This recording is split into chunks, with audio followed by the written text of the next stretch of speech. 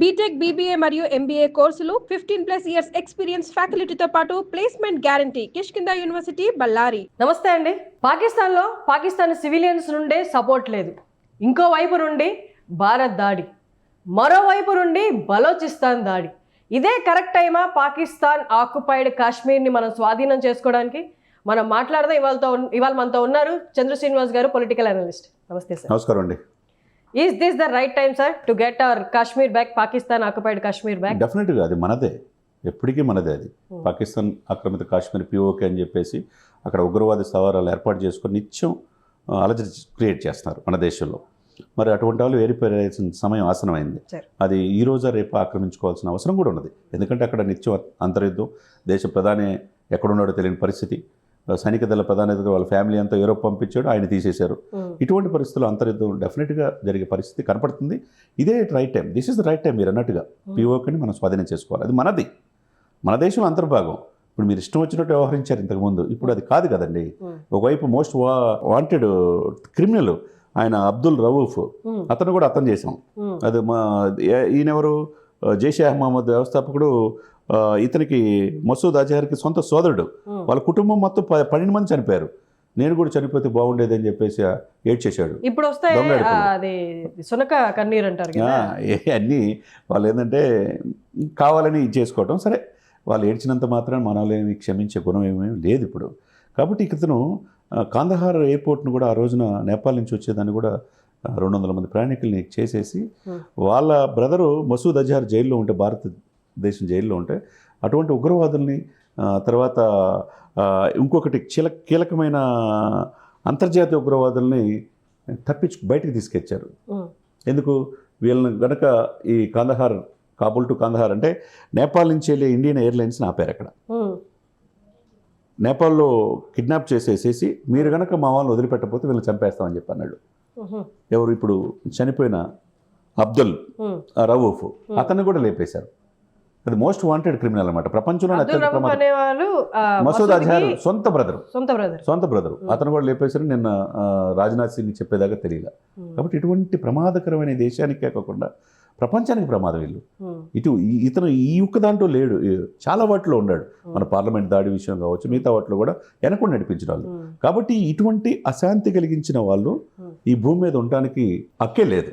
కాబట్టి ఎటు చూసినా కానీ ఒకవైపు వాళ్ళకి పెంచి పోషిస్తున్న ఉగ్రవాదుల్ని ఏరిపారేస్తున్నాం. 9 స్థావరాలు లేపేసి ఇంకా 12 ఉన్నాయి. ఈ రోజు రేపు పూర్తిగా తుదముట్టించే అవకాశం ఉంది. దానికి ఎవరు కూడా ప్రశ్నించే అవకాశం కూడా లేదు. అంటే న్యూస్ కూడా మన ఆల్రెడీ ఇన్స్టాగ్రామ్లో, ట్విట్టర్లో, వీటన్నిటిలో ఆల్రెడీ పోస్టులు పెట్టేస్తున్నారు. పిఓకేకి ఇవాళే మనం స్వాధీనం ఇవాళ రాత్రికే స్వాధీనం చేసుకోబోతున్నాం చేసుకుంటాం. ఎందుకంటే అక్కడి నుంచి వచ్చిన ఆర్మీ, అతను కూడా జైసల్మీర్ రాజస్థాన్లో కూడా ఒకరిని పట్టుకున్నాం, పైలట్ని.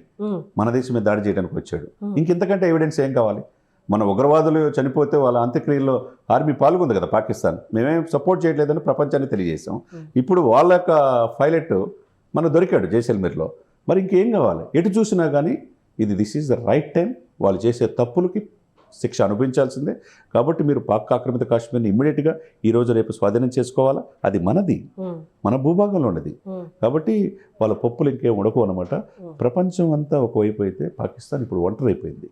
ఇది ఎట్లుందండి సార్, వాళ్ళే వచ్చి మనల్ని కదిలించి వాళ్ళ పిఓకేని మనకి ఇచ్చేసి వెళ్ళిపోయినట్టుంది సార్.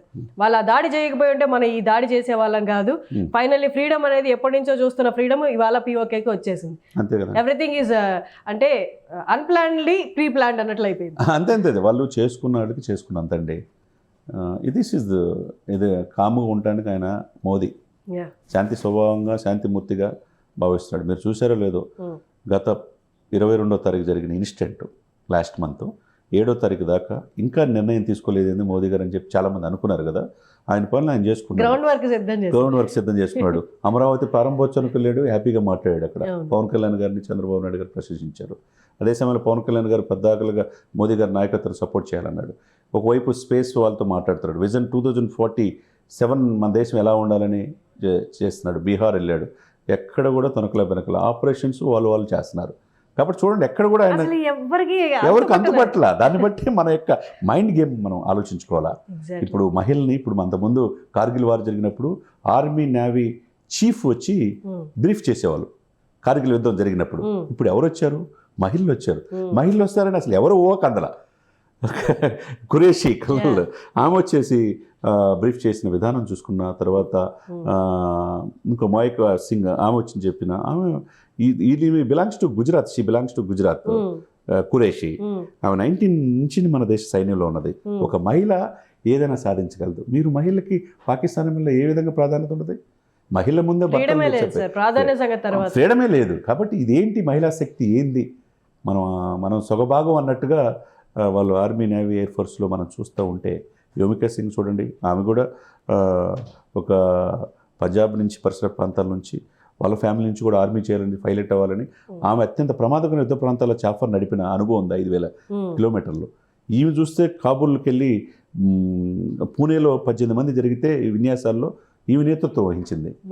ఈమెని బిపిన్ రావత్ ఐడెంటిఫై చేశాడు సైనిక్. అంటే ఇక్కడ ఐడెంటిఫై చేయడంలో ఎక్కడో 7 సంవత్సరాలు పాకిస్తాన్ ముస్లింగా ఉండి ఎప్పటికప్పుడు ఇది చేసిన అజిత్ దోవల్ని చూసుకుంటే మరి ఆయన్ని అంతకుముందు ప్రభుత్వాలు ఎవరు పట్టించుకోవాలి. మోదీ గారు వచ్చిన తర్వాత 2014 నుంచి ఇప్పుడు వరకు చూసుకోవాలి ఆయనే భద్రతా సలహాదారు అయిపోయాడు. ఇటువంటి మహిళలు పెట్టి నడుపుతున్నారంటే ఆయన వ్యూహాలు, ఆయన చేసే ప్రతి పని కూడా ఎవరికి అర్థం కాదనేదే ఇప్పుడు చూస్తున్నాం. ఒకసారి ఆ పిక్చర్ ఊహిస్తేనే గూస్ బంప్స్ వస్తాయి సార్. మోదీ గారు నడుస్తుంటే ఆ ఇద్దరు మన ఆర్మీ ఆఫీసర్స్ ఆడవాళ్ళు ఇద్దరు వెనక వస్తుంటే అసలు ఆ విజువల్ చూడడానికి అసలు సినిమాటిక్ గా ఎంత బాగుందో అసలు. అవునండి. ఏదైనా సరే ఏదైనా కానీ మీరు అన్నట్టుగా this is the right time. మన భూభాగం మనది. నేను అన్నట్టు 32,87,263 చదరపు కిలోమీటర్లు విస్తీర్ణం. సముద్రాలు 3 వైపుల నదులు జలాలు ఉంటే భూభాగము అది పెద్ద భారతదేశం మనది. మన దేశం వచ్చి మన దేశాన్ని ఆక్రమించుకొని చూస్తుంటే మనం చూస్తూ ఉండడానికి అక్కడ ఉంది ఎవరు? మోదీ గారు ఉన్నారు. కాబట్టి మోదీ గారికి మనం అభినందన చెప్పాలా సుమన్ టీవీ సాక్షిగా. తర్వాత ఆ కోర్ టీంకి ఎవరైతే అజిత్ దోవల్ ఉన్నారో, లేకపోతే జయశంకర్ ఉన్నారో, ఇప్పుడున్న మాజీ అధిపతులు కూడా వచ్చి ఆపరేషన్లో సలహా చేస్తున్నారు. ఆర్మీ, నేవీ, ఎయిర్ ఫోర్స్ అందరికీ కూడా వాళ్ళ ఫ్యామిలీస్కి వాళ్ళకి దేవుడు నిండు నూరేళ్ళు ఆయురారోగ్యాలు ఇవ్వాలని మనం మనస్ఫూర్తిగా. పాకిస్తాన్ ఎప్పుడూకప్పుడు ఆక్యుపై చేయాలి, భారత భూమిని ఆక్యుపై చేయాలి. ఏం చేస్తారు? ఆక్యుపై చేసుకొని మీరు ఉన్న వాళ్ళకి మీరు తిండి పెట్టలేకున్నారు, తిండి లేని పరిస్థితి.